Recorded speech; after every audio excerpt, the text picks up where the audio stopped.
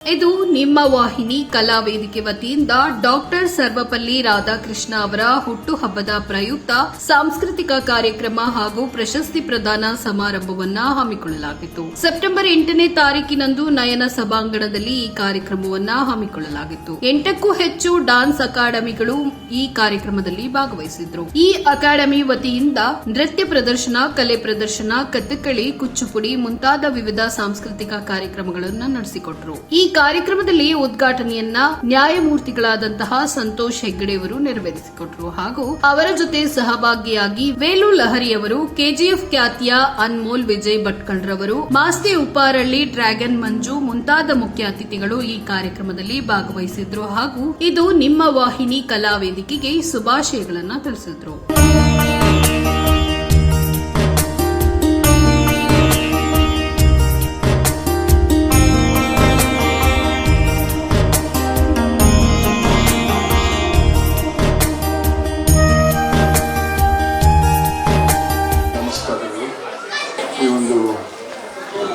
ಸುಂದರ ಅರ್ಥಪೂರ್ಣ ಕಾರ್ಯಕ್ರಮದಲ್ಲಿ ಭಾಗವಹಿಸಕ್ಕೆ ಬಹಳ ಹೆಮ್ಮೆ ಅನಿಸ್ತಾ ಇದೆ.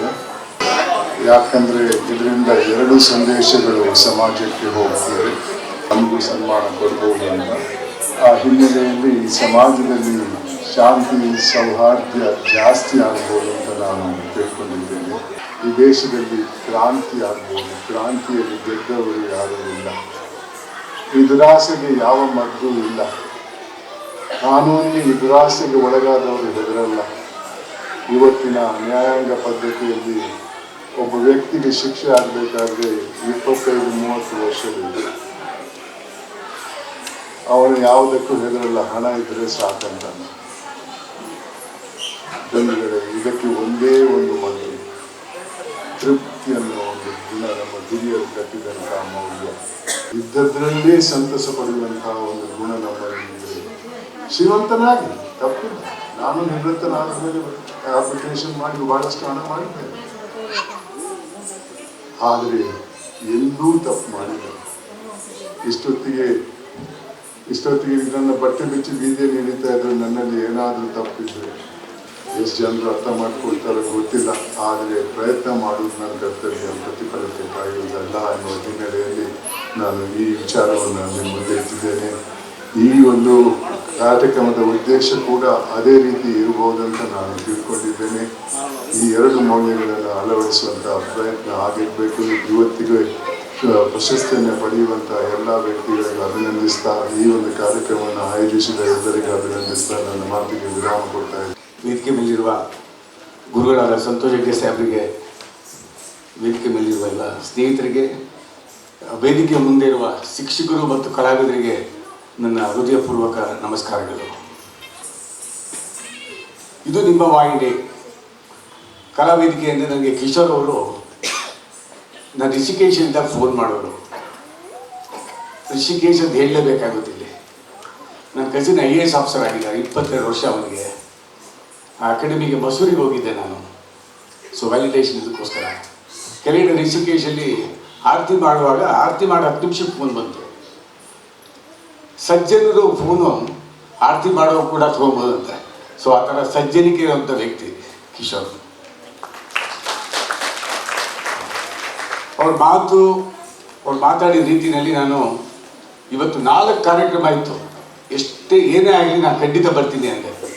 ಯಾವಾಗ ನಾನು ಇನ್ವಿಟೇಷನ್ ನೋಡಿದ್ನೋ ಅದರಲ್ಲಿ ಸಂತೋಷ್ ಹೆಗ್ಡೆ ಸಾಹೇಬರ ಹೆಸರಿತ್ತು. ಅವ್ರು ಅದು ನೋಡಿದ ಇಟ್ಕೊಂಡ್ರೆ ಫಸ್ಟ್ ಈ ಕಾರ್ಯಕ್ರಮಕ್ಕೆ ಬರಬೇಕು ಅಂತ ಮನಸ್ಸು ಮಾಡ್ಬಿಟ್ಟ. ಸೊ ಅಷ್ಟು ಹಿಮಾಲಯ ಪರ್ವತಕ್ಕೆ ನಾನು ಹೋಲಿಸ್ಬೋದು ನ್ಯಾಯಾಧೀಶರಲ್ಲಿ ಸಾಹೇಬರಿಗೆ. ಇನ್ಯಾರನ್ನೂ ಹೋಲಿಸೋಕ್ಕಾಗಲ್ಲ. ಅದು ಸಂತೋಷ್ ಹೆಗ್ಡೆ ಸಾಹೇಬರು ಮಾತ್ರ. ಅವ್ರ ಮುಖದಲ್ಲಿ ನೋಡಿ ಹಸನ್ಮುಖಿ ಆಗಿರ್ತಾರೆ. ಎಷ್ಟು ಹೇಳಿದ್ರು ಕಮ್ಮಿನೇ ಅವ್ರ ಬಗ್ಗೆ, ಎಷ್ಟು ಹೇಳಿದ್ರು ಕಮ್ಮಿನೇ. ಮಾತಾಡ್ತಾ ಇದ್ದಾಗ ನಾನು ಕೆಲವು ಮೌಲ್ಯಾಧಾರಿತ ಜೀವನವನ್ನು ಹೆಂಗೆ ಕಟ್ಕೋಬೇಕು ಅಂತ ಸಾಹೇಬರು ತಮಗೆಲ್ಲ ಹೇಳಿದ್ರು. ಅಲ್ಲಿ ಮಕ್ಕಳು ಚೂರು ಗಲಾಟೆ ಮಾಡ್ತಾ ಇದ್ರು. ಹಿರಿಯರು ಕೇಳಿಸ್ಕೊಂಡಿದ್ದೀನಿ ಅಂತ ಅಂದ್ಕೊಂಡಿದ್ದೀನಿ.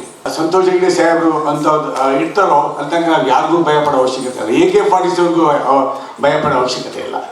ನಮ್ಮ ಟ್ಯಾಕ್ಸ್ ಕಟ್ಟಿರೋ GST ಕಟ್ಟಿರೋ ಹಣನೇ ಕನ್ನಡ ಸಂಸ್ಕೃತಿ ಇಲಾಖೆ ಮತ್ತು ಸರ್ಕಾರ ನಡೀತಾ ಇರೋದು. ಒಂದು ನಿಯಂತ್ರಣವನ್ನು ಕರೆಕ್ಟಾಗಿ ಹಾಕಿಯಪ್ಪ. ಪ್ರತಿ ಸಲ ಬಂದಾಗಲೂ ಇದೆ. ಆ ಕಲಾವಿದರು ಡ್ಯಾನ್ಸ್ ಮಾಡ್ತಾ ಇರೋ ಹೊಟ್ಟೆ ಉರಿತದಲ್ರಿ. ನಾವೆಲ್ಲ ಫ್ರೀ ಕೊಡುವಾಗ ಗಾಳಿನೂ ಫ್ರೀಯಾಗಿ ಕೊಡ್ರಿ, ಗಾಳಿಗೆ ದುಡ್ಡು ಕಟ್ಬೇಕ ನಾವು.